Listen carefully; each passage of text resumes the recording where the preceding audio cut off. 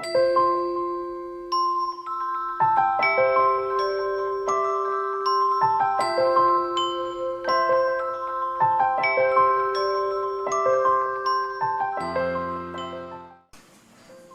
guys, it's Salome. How's everyone doing? Good, I hope. Today I'm really excited. I'm doing a spotlight on Papillon Artisan perfumes. I recently did a poll on my Facebook group and there was 5 brands that I wanted to do a spotlight on, and I asked some of you guys which one you wanted me to do, and this one came top. So here I am. This brand has caught my attention. I keep seeing it talked about, which is usually what prompts me to do a spotlight. Things just keep pecking away at you and you think, oh my gosh, okay, and I'm getting more and more intrigued all the time. So this is an English brand. It says it's based in London, but obviously the owner of the company, who is Liz Moores, she is the genius behind this brand.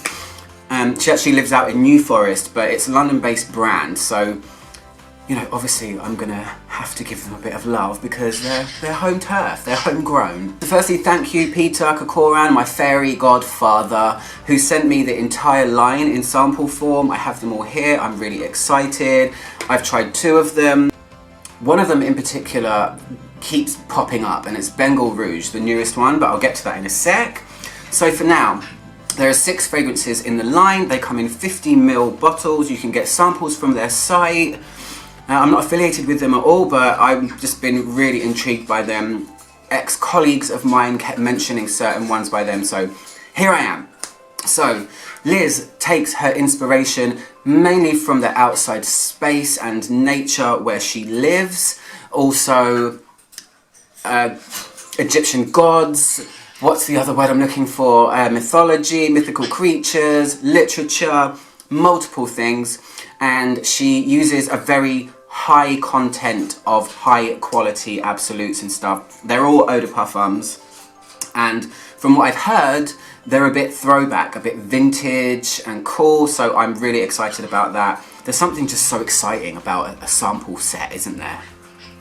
It's just like I can't wait to dive in. I have completely clean skin, so I'm going to start with the first 3 that came out in 2014.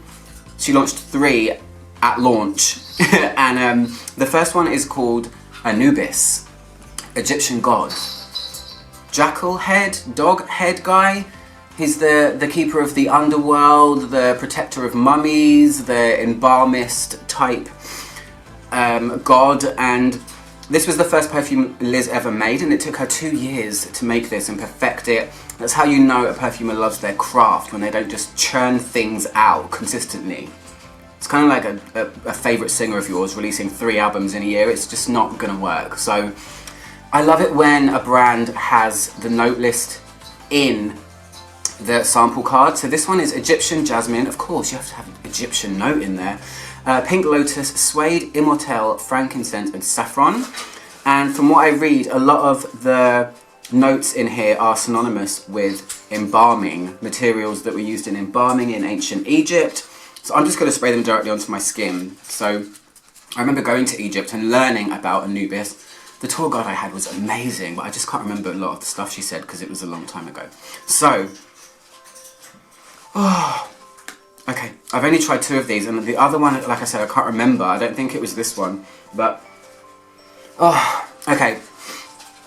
So instantly I can feel that, yes, there is definitely a vintage element to this. It's kind of explosive. So much beautiful indolic jasmine in here. This is jasmine, like, it's really ramped up. It's definitely at the forefront, and it feels kind of incensey and like a dark leather as well. It's like a super dark brown coloured feeling perfume. Oh, I like this. It feels like stuff from days gone by. And if you're, you know, a vintage craver, oh, really rich, not too skanky, but it's pushing a kind of like a dark boundary, I think. If you like jasmine and you like it a little bit ugly, you know, a little bit ugly, then this one might be for you. I'm glad I can't really smell Immortelle that much because it's my least favourite note, but this definitely has a faraway exotic feeling, and Oh, I like it. I'm going to wear one of these at the end of this spotlight today because I don't have anything on. I don't know which one yet. I need to try them and see. But for now, Anubis. So yeah, sorry, we have new babies and they're here. They've arrived. They've really arrived.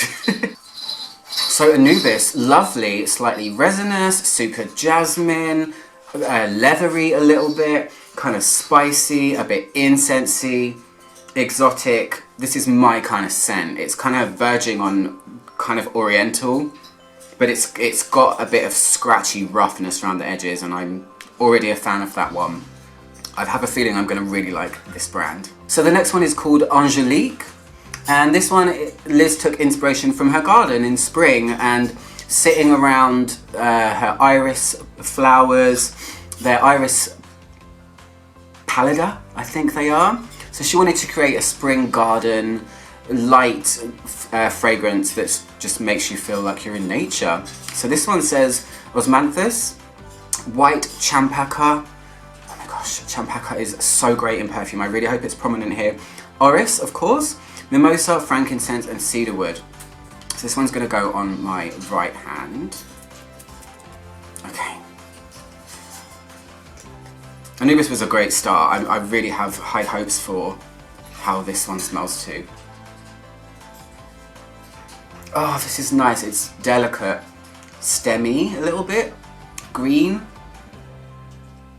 It's like one of the most kind of delicate irises I think I've smelled. It's really, this isn't obviously in your face as Anubis because the theme isn't quite the same, but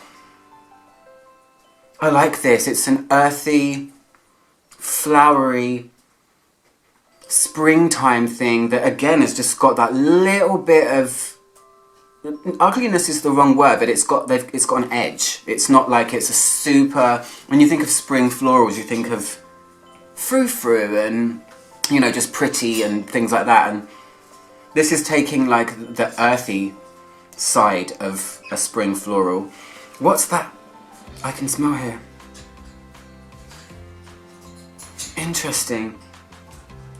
It feels kind of a touch leathery from the Osmanthus. Osmanthus is kind of like a fruity, it can be apricot, it can be peachy, to my nose it has been, and it's kind of suede leathery smelling, and I think that's just adding to the orris part of this, which can also be leathery sometimes and earthy. It's usually earthy because it's a root, but I like it, delicate. This one smells like it has Immortelle in it, even though it's not listed, and the other one has it listed, but I can't smell it.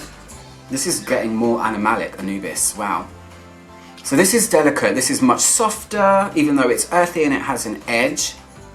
This is a spring floral with a twist that I've not tried before, so you can tell that they've had time taken over them and you can really feel the ingredients, which is such a plus, you know?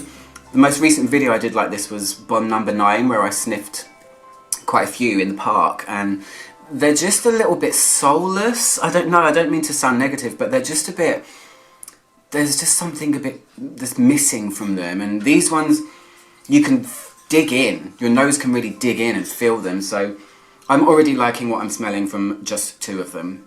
So the next one's called Tobacco Rose. This is Bulgarian Rose, Rose de Mai, Oak Moss, Beeswax, Hay, and Ambergris. So this is the last one that was one of the first ones to come out. Oak Moss is usually iffy for me, but this has 2 types of roses in it, so, and Hay and Ambergris. So Rose de Mai is the rose that comes from France, and a Bulgarian rose comes from, I don't know where it comes from.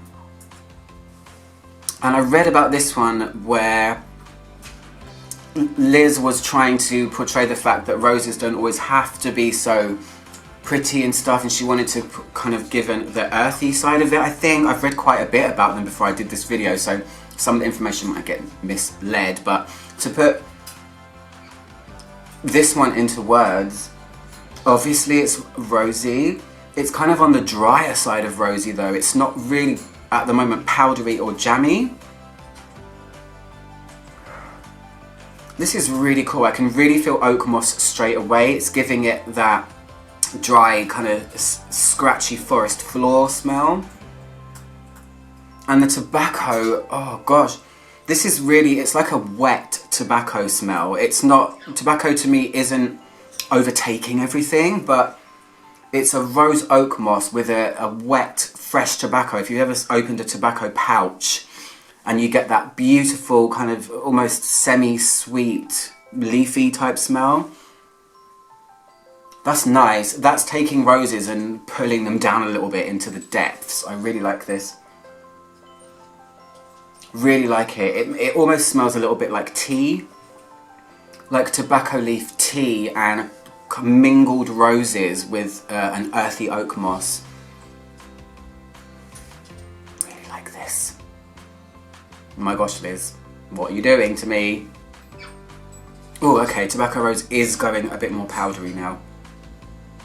It feels, again, it feels a touch vintage but also modern. It's like they tread the cusp of vintage and new age, or modern is the word I should say.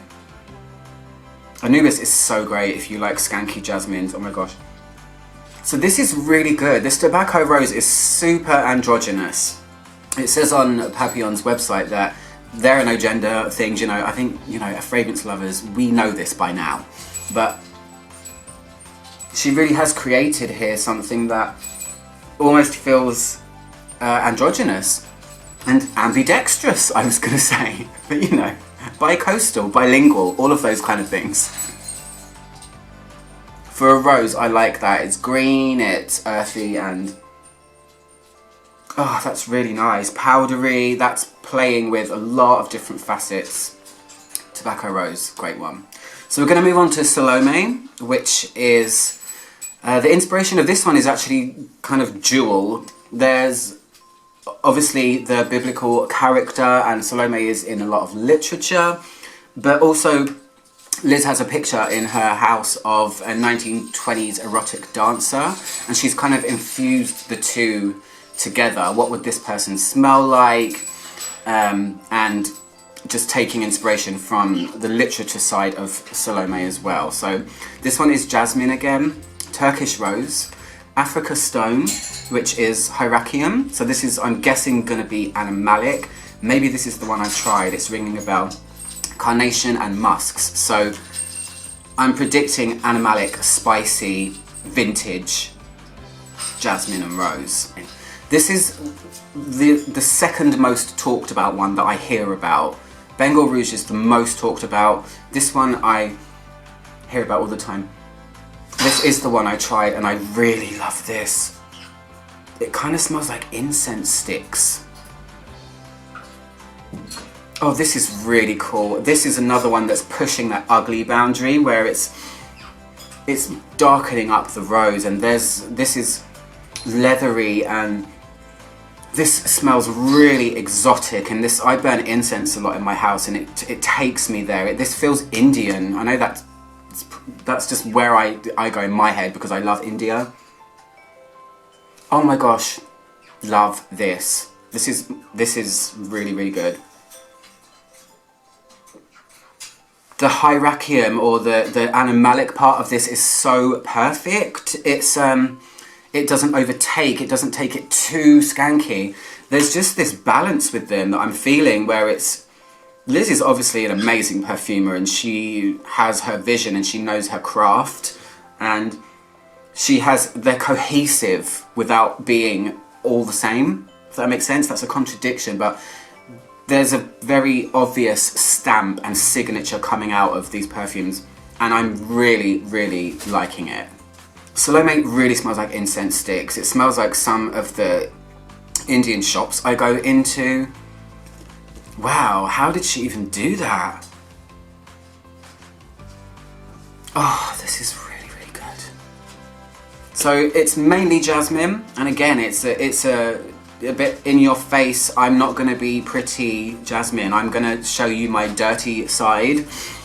And it's animalic, leathery, and it smells like incense smoke. And yeah, fave. I'm going to move on to the second to last one, which is called Dryad. This one was 2015. Dryad was 2017. So Dryads, what are they? Mythical tree nymphs. They are forest dwelling mythical creatures, and I love the name already. So this one is Narcissus, Oak Moss, Galbanum, Costus Root, which is an animalic kind of note. It's a dark, dirty kind of bull's blood. If you've smelled bull's blood by imaginary authors, that's got a lot of Costus in it. Jonquil and Cedrat. So Cedrat is a big, giant citrus fruit, from what I remember. Let's put it here. So I'm guessing this is going to be a enchanted forest type sort of smell, which I love that theme in perfumery anyway. Oh. This is so cool. I can really smell galbanum straight away. It's got that vegetal, shelled pea-like salad, tossed salad sort of smell. And definitely beautiful, like forest florals going on. This smells really vintage. It smells like a beautiful vintage chypre, but not too fusty and dusty. The galbanum gives it a smoothness and it's really rich. Oh, this is perfect for today, and maybe I'll wear this one today. Spring, kind of. Oh, it feels super throwback, but not. I know I just said this. It feels really super vintage, but not cupboard or just too, you know, fusty. I'm just going to say it again. It doesn't have that. It's got a really nice touch of modern to it. Big fan of this as well. So Salome and Dryad so far are my favourites. Anubis is pretty good. It's very heavy on jasmine though, and it's getting drier. Dryad is great. I don't really feel Costus. I thought it was going to be more animalic, but this is more focused on greenery, foliage, kind of vegetal, slightly undergrowth, but with enough prettiness to be wearable. This is genius. I love this. I love these perfumes. I'm a big fan. So I'm going to move on to the last one, which came out last year, 2019. This is the one that keeps popping up everywhere, and it is my favourite of all of them. I can tell you that now that I've smelled them all. This is going straight on my wish list. So sometimes a perfume comes along and it's just perfect. This perfume, Bengal Rouge, is inspired by Liz's Bengal cat, actually, and the cat's fur. She's called Mimi, and it's about, oh, the light just changed. So her cat's called Mimi, and it's not a literal interpretation of cat fur, but it's just Liz's twist on the smoothness and the gorgeousness of a cat. And this one gets a lot of talk, and I absolutely know why. I don't even really need to spray it on me, but I'm gonna, just for the sheer pleasure of it. So this perfume is, okay, it's tonka, it's sweet myrrh, rose, sandalwood, and iris. And this is an amber. So to me, it's an amber perfume. And it's the most perfect amber ever. So what Liz has done here is absolutely genius. I've only ever seen one other perfumer do this. She's created an amber perfume. I mean, this is my interpretation. I don't know what went on behind the scenes. But amber is usually vanilla, patchouli, and labdanum. It's a resin, a wood, and a sweet note. In here you have sandalwood instead of patchouli, you have tonka instead of vanilla, and you have sweet myrrh instead of labdanum. So you still have that ambery feeling, but this is, oh my gosh, the resin in here is beautiful. This sweet myrrh, it's rich and pleasant. And what I love most about this one is that it has a huge dose of tonka. I can really feel tonka bean. So if you're a fan of that note in perfume, this one's going to be up your alley, because it's amber with a focus on tonka, and tonka is gorgeous. It's such a nice alternative to vanilla. It's more almondy. It's more playful than vanilla in perfumes, and I see people compare this to Shalimar quite a lot. I'm going to say I would probably safely replace Shalimar in my collection with this if I could have it. Not even joking. I really, really like this. Oh, it's really comforting. It's not powdery like Shalimar. It's more focused on a resinous amber with that beautiful tonka. And yeah, this is really special. I see that this one's sold out quite a lot at La Centre, where you can buy this in the UK. Oh, it's so cozy. In winter, if I had this, I would lavish myself with this perfume so much. There's a reason why people love this, and I am now a fan too. I understand the hype. You know, sometimes you see hype with perfumes and then you smell them and you say, oh, I don't really get why that is. But this one, if you're an Oriental lover, for sure. And especially if you like Shalimar, it's kind of Shalimar brought forward in time a little bit. Loads of tonka, gently woody and just massively resinous. And oh man, this is the one. So Salome and Bengal Rouge, these are my winners from this brand. So I'm going to leave it there. It's a kind of short-ish spotlight for me, but thank you again to Peter for letting me try these. Liz, I've never met you, I've never spoken to you, but oh my gosh, thank you for doing what you do, because brands like this need to be on the market. There's a lot of people out there that love vintages and they hunt them down and just long for that bit of the past. And you've managed to create a line that is a nod to the past, but brought forward, and that must be a difficult thing to do. And I'm super impressed with them. Super cool. Love the feeling of them. I like that they're not afraid to get ugly a little bit. It's not all super frou-frou and, you know, light and let's make everything super, super wearable, because they're not. There's an edge to them. I think they're a really good brand for if you want to, you know, get your craving for vintage and just something a little bit different. I'm impressed. I love them. So for now, this was my spotlight on Papillon Artisan perfumes from the UK, might I add. I'm out for my trying to make the world smell better, one video at a time. Goodbye.